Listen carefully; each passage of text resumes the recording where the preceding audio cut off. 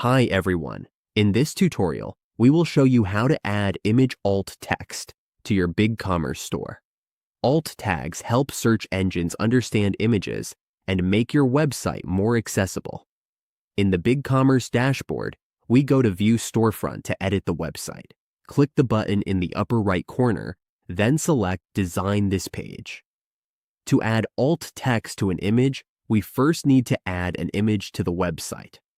For this example, we will delete the current image for demonstration. To add a new image, just drag it here. Now, let's resize the image to make it smaller. This is our image, and we will add alt text to it. To find the alt text option, go to the bottom left side of the page. Click SEO. You will see an alt text field. For example, we can type "plant in a vase with a white background." This will be the alt text for the image. After saving, we can preview the website to see the changes.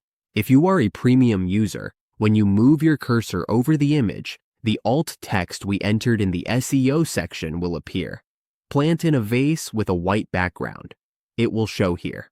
This is how we add image alt tags in Bigcommerce. With optimized images, we can improve SEO and make the store easier for everyone to use.